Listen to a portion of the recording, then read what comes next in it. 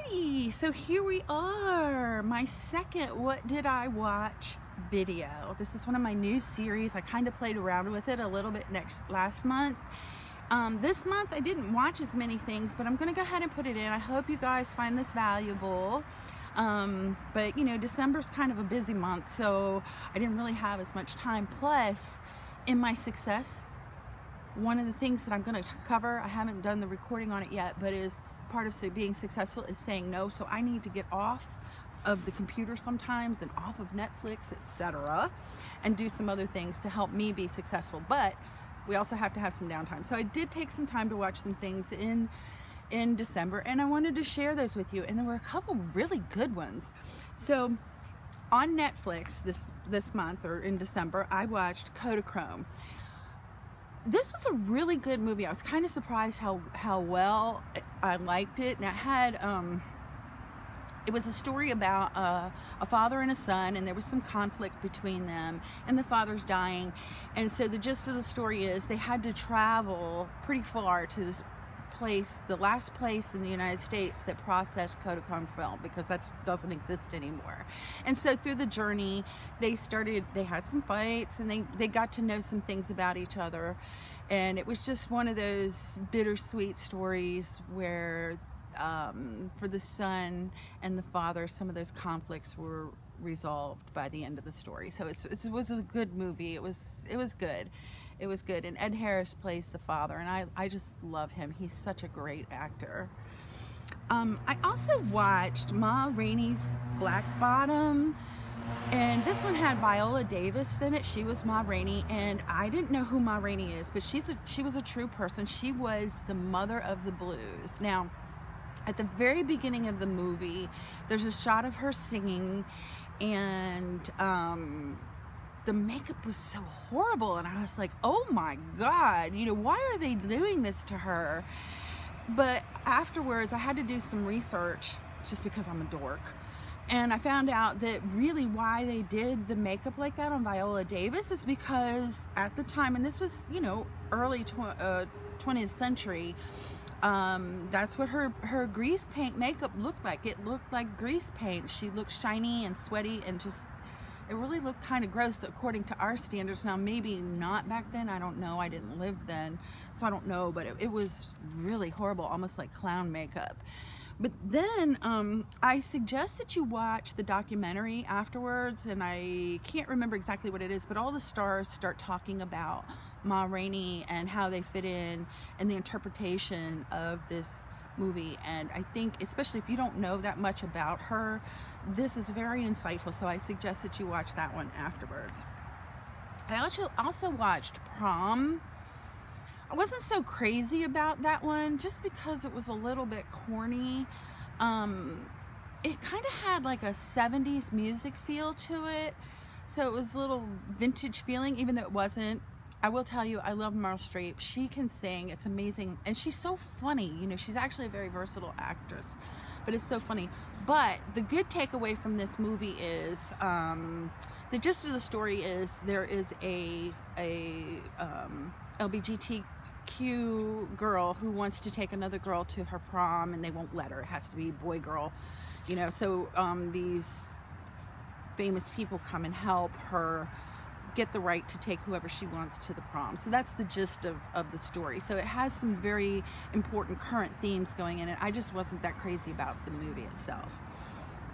And then the final one that I watched, this was a series. I got hooked, and I didn't think I was going to. It's one of those things that I put on at the end of the day when I was trying to wind down. It's called Bridgerton. Now, it is a period piece. It takes place in the early 1800s during the Regency, so it's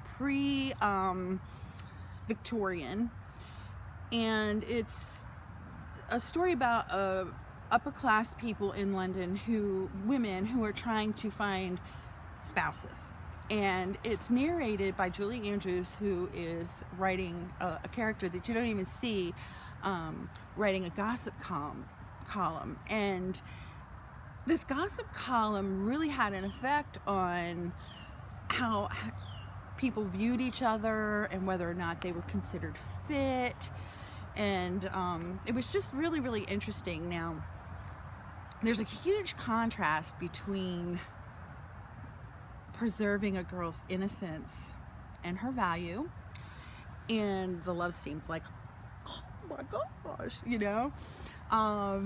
There's a lot of that, a lot of gossip, lots of conniving, like you wouldn't believe how much conniving there is. And this one also touches a little bit on some I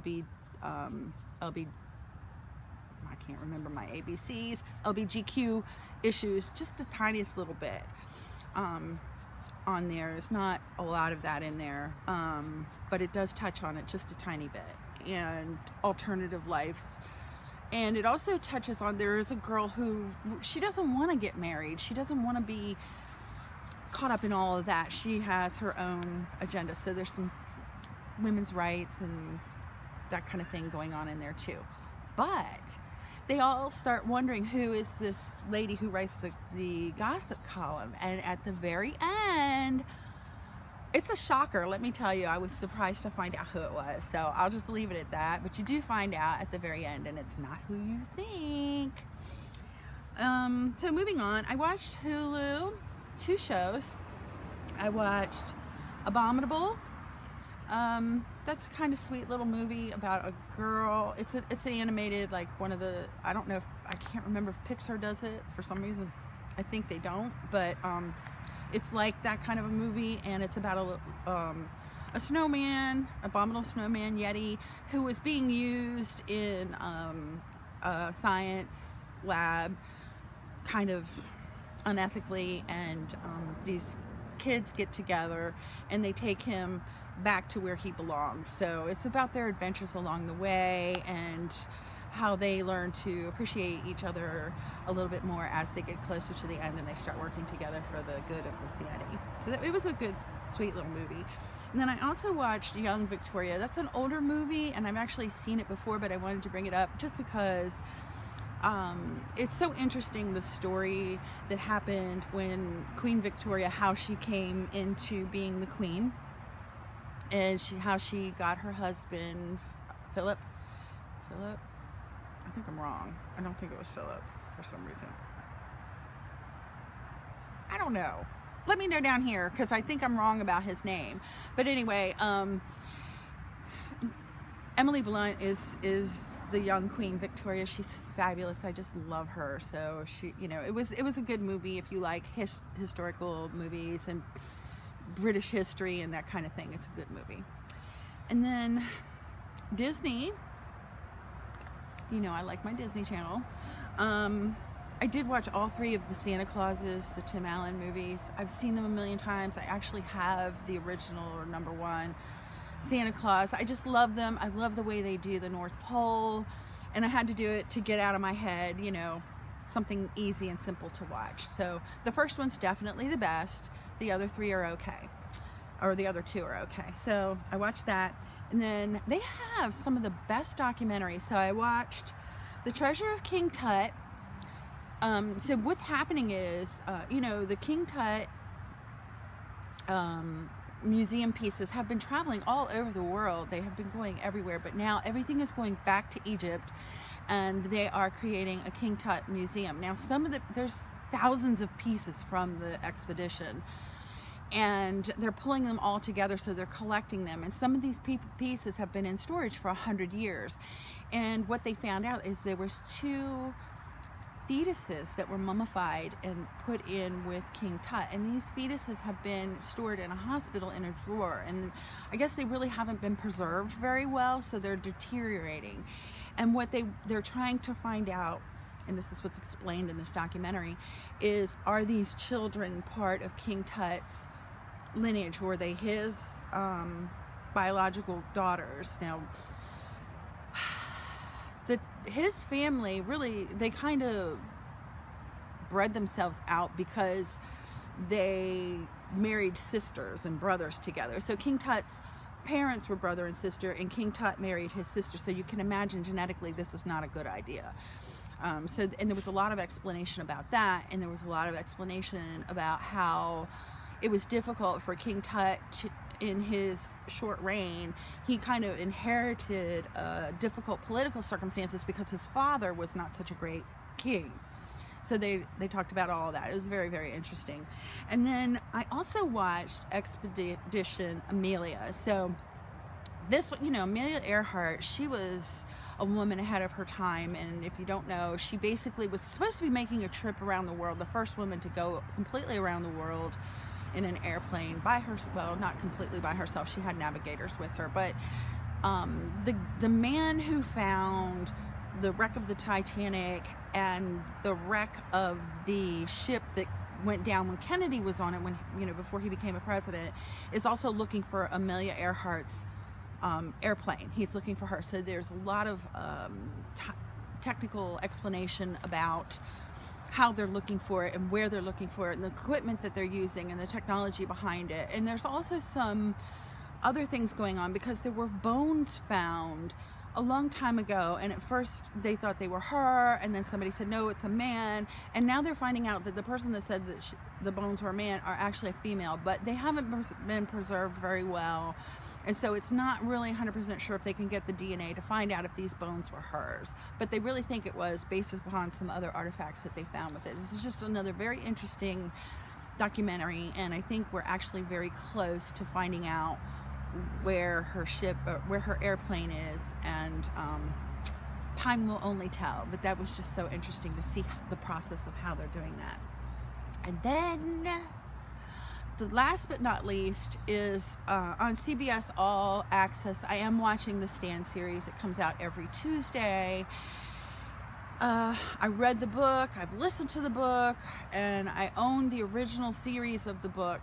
So with this series so far, I've only seen 2 episodes. The next one is supposed to come out.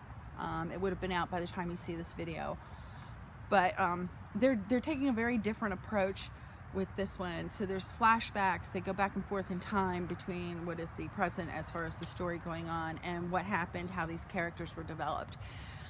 Honestly, it's been so long since I've read the book. I know that there was huge changes between the original movie and the book, because the book is so long and so many characters and so in depth that they amalgamated some of the characters.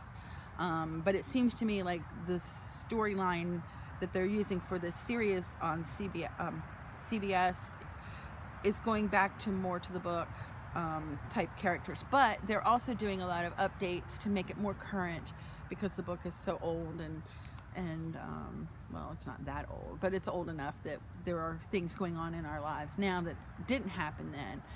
And the weird thing is, maybe because they timed it well, I don't know, but I'm not feeling so creeped out. Like when COVID first happened, I really did not want to watch The Stand. Like this is not a good, I thought about it, because like I said, I own the DVD, but no, I'm not, in the beginning I just didn't want to watch it because of what was going on. But it doesn't seem to be scaring me right now. I guess because we've kind of gotten used to COVID, and we're learning how to live with this pandemic that we're all experiencing right now. So it's really good. And so far, it's very dark though. I don't know. It's on CBS All Access if you want to watch it with me. And let me know if any of these movies, if you watch them. Please don't forget to subscribe. Thumbs up. I love my thumbs up, and I love the comments. So I'll see you guys again next month. Bye-bye.